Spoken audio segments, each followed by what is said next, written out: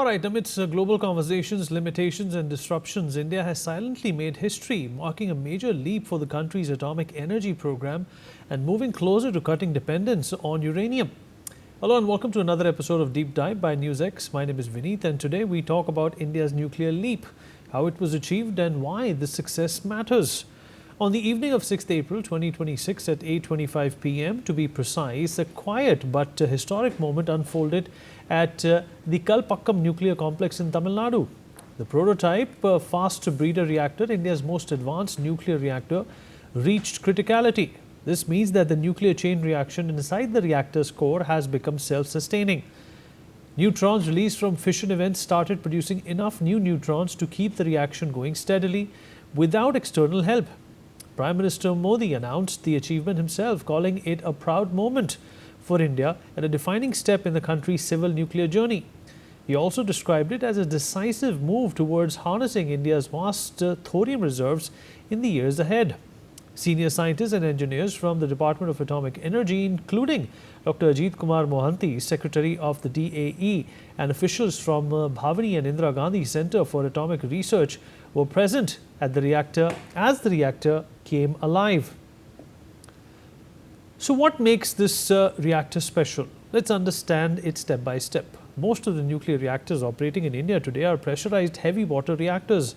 They use natural uranium as fuel and heavy water as both moderator and coolant.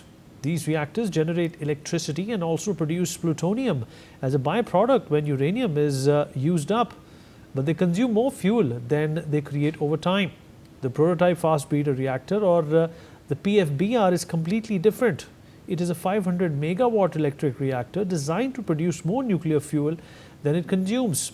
That's why it is called a breeder. The Kalpakkam PFBR was designed and built entirely in India. The Indira Gandhi Center for Atomic Research developed the design, while Bhartiya Nabhikiya Vidyut Nigam Limited, a public sector company under the Department of Atomic Energy, constructed and is commissioning it. More than 200 Indian companies, including many MSMEs, supplied components, showcasing the depth of indigenous manufacturing capability. This milestone marks India's official entry into the second stage of its unique three-stage nuclear power program, a visionary roadmap first drawn up by Dr. Homi J. Baba in the 1950s. Let's take a detailed look into what the three stages of the prototype Fast Breeder Reactor look like. Stage 1 involves the use of natural uranium in pressurized heavy water reactors. India has built and operates several of these. They produce electricity and importantly generate plutonium-29 as a byproduct from the uranium-238 in the fuel. Now let's talk about stage 2, as achieved by the fast breeder reactors like the PFBR at Kalpakkam. Here the plutonium from stage 1 is used as fuel. These reactors not only produce power but also breed more plutonium than they consume by converting uranium-238 in the blanket. This in fact multiplies our limited uranium resources many times over. The PFBR is the prototype that proves the technology at a commercial scale. Once we have enough plutonium and experience from stage 2, we move to stage 3 with thorium-based reactors. India has one of the world's largest reserves of thorium, found in the monazite sands along the southern and eastern coasts. The most significant concentrations are located along the coast of Kerala, notably in Chavara and Alpura, and Tamil Nadu in Manava, Kurchi and Kanyakumari, which host some of the richest deposits. Additional reserves are found along the coasts of Odisha and Chhatrapur, Gopalpur, the Sri Kulam and Vishakhapatnam in Andhra Pradesh, and to a lesser extent in Ratnagiri, Maharashtra. In stage 3, thorium-232 will be converted into uranium-233, which can then be used as fuel. Experts estimate that this stage could provide India with clean, reliable electricity for several centuries with minimal imports. In short, the PFBR is the crucial bridge. It allows India to extract far more energy from its limited uranium and sets the foundation for a thorium-fueled future. This progress has seen consistent high-level support. 2 years ago, in March 2024, Prime Minister Modi personally visited the facility. He witnessed the commencement of core loading, the important process of placing the nuclear fuel assemblies into the reactor core. During that visit, Prime Minister toured the reactor and the control room. He was briefed in detail about the salient features of the facility and interacted with scientists and engineers working on the project. That moment reflected the government's strong commitment to advancing India's indigenous nuclear capabilities. Reaching criticality is a huge technical achievement, but it is only the beginning of the commissioning process. The reactor will now undergo several phases of low power testing, physics experiments and safety validations. Gradually, lower power levels will be raised. Only after all these checks is the reactor expected to be connected to the electricity grid and start supplying power to Tamil Nadu grid.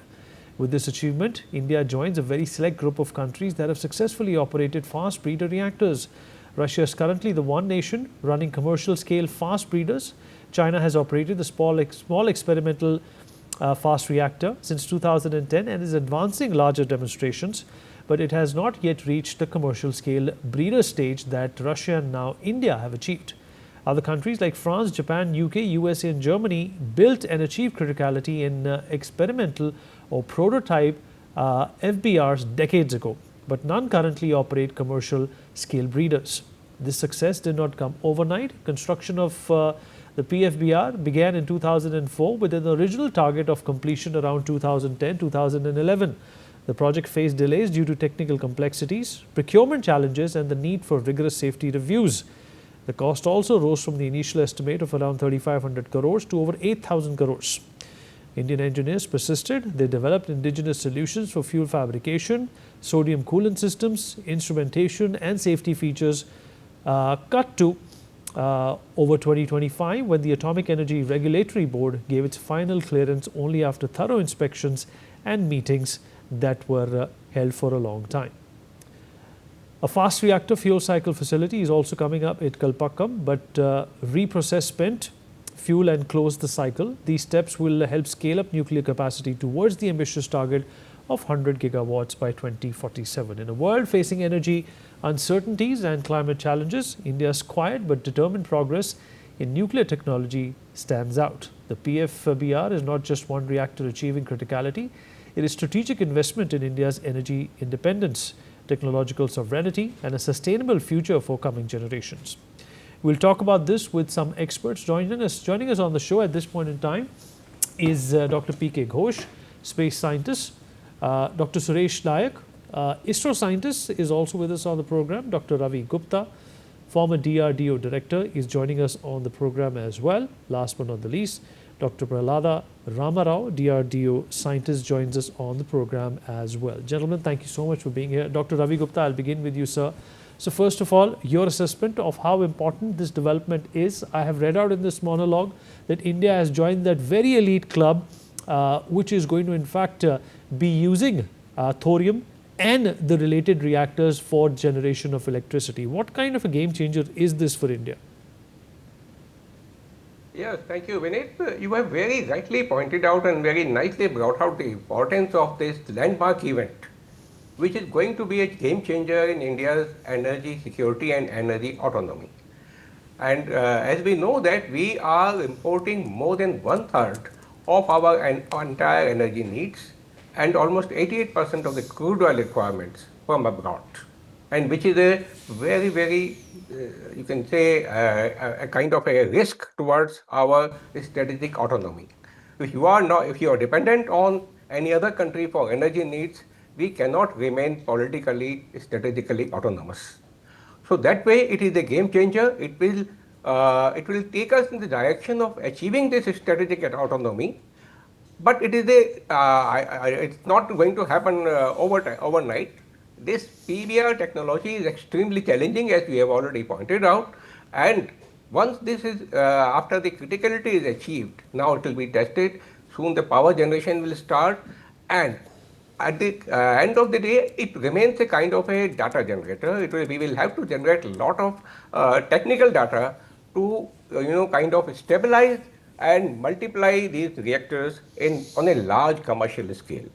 So, but ultimately, since we have huge deposits of thorium, I wish we could have done it earlier and we could have expedited it earlier, but nevertheless, now it is going to happen. Things are moving fast, and this will provide, we call it a kind of a Akshay Patra of energy for our country.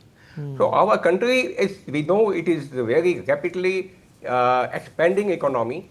We are already world's fourth largest economy in the world, crossed 4 trillion mark, and we are moving towards doubling it in coming few years. That requires, it means our energy requirements are also going to double up. So accordingly, we need huge sources of energy, and we need sources which are clean, green sources. And this is one such green source of energy which does not add to carbon credit, kind of. So it is not it is a non-polluting industry. And the another important advantage is that generally people criticize nuclear energy because the spent fuel becomes a problem. It becomes an environmental hazard. But in this case, the thorium, when it is converted to uranium 233 and which is used as a fuel, the products generated, the spent fuel in that case is far more safer and easier to dispose of.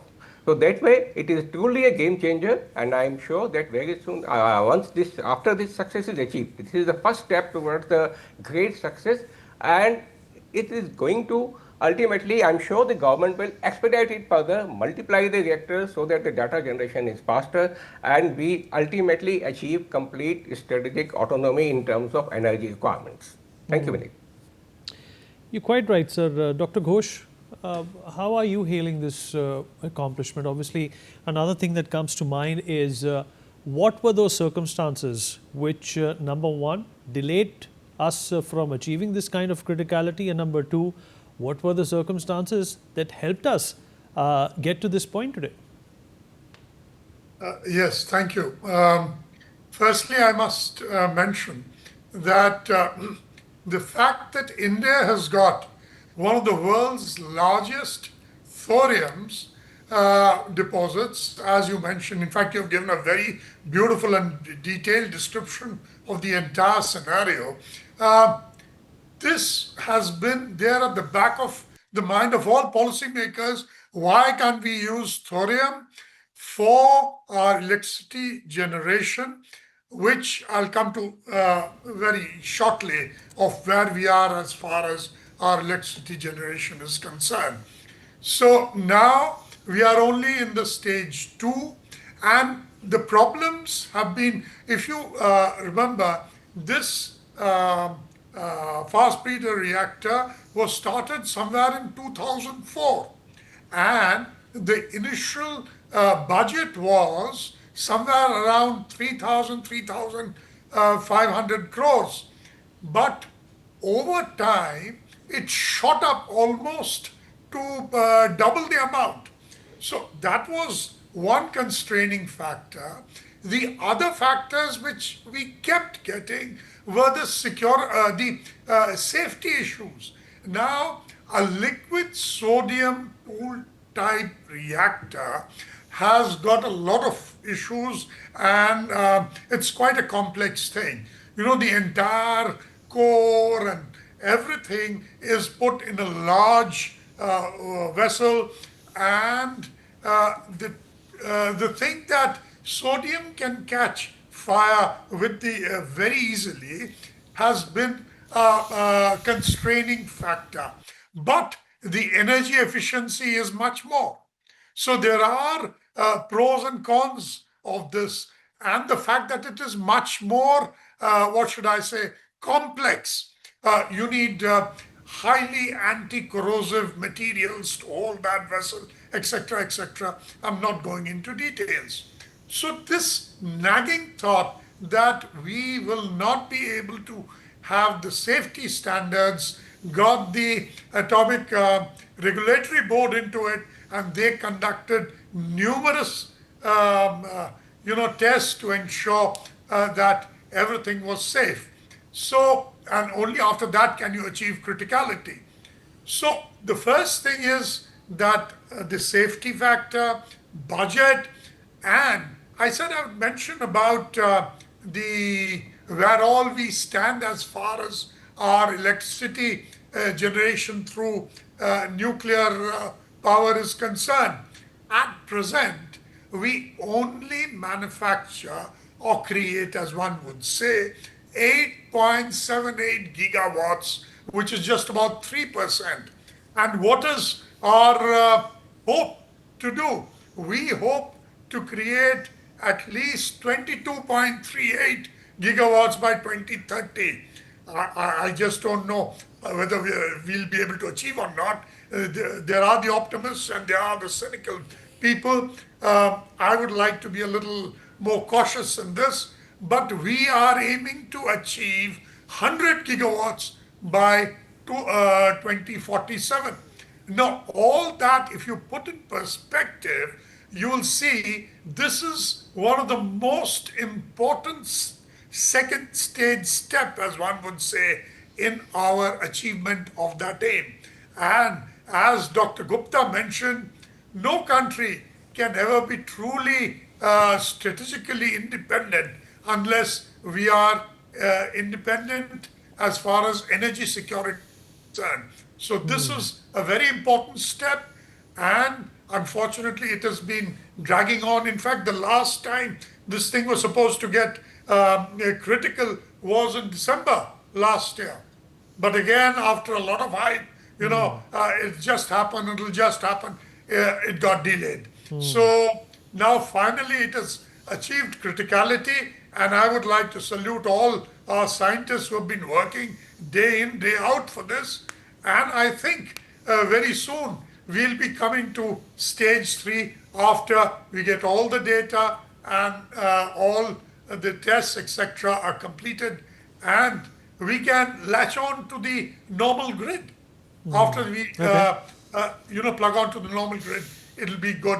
So Okay. let's see where we go. Let me also bring in Dr. Nayak into this conversation. Dr. Nayak, India, of course, has come leaps and bounds ahead when it comes to energy production, but we are still a country which is energy deficit in terms, if you include, villages and towns which still struggle with 24-hour power supply. How is this achievement likely to impact and change that over the course of the next couple of decades, precisely keeping 2047 in mind? Yeah, actually, already I think other points have been covered. So what I would like to do in a brief time is explain to the viewers the technical aspects, which are little complex for them to understand by reading. So I would try to make it very simple, and then I will come to what you are saying. You see, first thing is our conventional nuclear reactors need uranium 233 as the fuel, right? And then actually that is fissile, broken up, and then a lot of heat is produced, and then the steam runs the turbines. That's how the electricity is generated. But in our case, this uranium 233 sources are very, very limited, whereas we have abundant thorium sources. Right now, it is really a brainy idea to use this thorium deposits and thorium, but it is not a fissile material. So as it is, it cannot be used as the fuel for producing electricity. So if thorium is made to absorb plutonium neutrons, okay, then it gets converted into uranium 233, which is our goal. So basically what we are trying to do in this experiment of fast breeder reactors is it acts as a bridge between our thorium sources and uranium 233. Okay, now how it does it? You see, there are three stages. First stage is a uranium reactor. So the natural uranium we have to use, and you create the plutonium, right? And then second stage is basically what we are completed, or rather entered just now, is multiplication of plutonium material, because that will be required for us finally to get uranium 233, because I have already explained, because the electrons of plutonium are absorbed by the thorium, and then only we can get uranium 233. So we have to have an abundant supply of plutonium. So the second stage is trying to do that, right? And then after the plutonium is prepared, the third stage, actually what we do is thorium 232 plus plutonium, you use it, and that perhaps that will give you uranium 233. So this is the flow of the program of three-stage activities of the nuclear reactors development in India, and prepare fuel for using it in the conventional nuclear reactors. Okay. Now you see this once again, this flow. You start with uranium, then plutonium, then thorium, then uranium 233, and then the electricity. Now, of course, as it's been already told, that this particular thing, what we have done completely as far as the criticality of second stage, actually this particular thing has to be commercialized first. We need to have plutonium in large supply, and then we can go to third stage. All right. And then what actually we had to do in this will take a lot of time, maybe almost, actually as already explained, 2047, which is the Bharat Vikasit year. And then I think we will be able to succeed in using thorium to use really produce electricity. You see, that is the total perspective of this particular program, which was conceived by Dr. Homi Bhabha way back in 2000, 2004, as already has been explained. Now, coming to your question, you see, we had to, of course, produce some more conventional reactors, which already has been planned, and India is also thinking about small modular reactors. Modular nuclear reactors, they have got advantages because it doesn't require that kind of infrastructure which a normal conventional size reactor requires. And it can be, wherever there is a need, we can erect it. So modular nuclear reactors is also another option for the solution India is looking for. And then again, alternative sources of energy we have to use in reaction. The solar energy, the windmill, and so on. Okay, so that also parallelly is going on. So till we get our own uranium 233 supply, we are able to produce that. We had to manage with this, and of course the Okay. import. All right, sir. We have a paucity of time. Let me just quickly also get in Dr. Ramarao and take down his views on a number of facets that have been discussed, sir, and a number of facets that will continue to unravel in the next few years to come when you talk about thorium and India's energy dependence on new ideas, basically, sir. Thank you. Thank you. I'm grateful for all the technical details given by Dr. Nayak, Dr. Ghosh. And see, as you know, I have worked for more than 15 years in R&D, and Dr. Abdul Kalam was my immediate boss. And we used to have same problem what the thorium reactor problem faced. The extension of PDC, it goes double the time. Extension of project cost goes 3 times. So we have to now learn from the previous experiences how, at least I worked with Dr. Abdul Kalam for nearly 3 decades.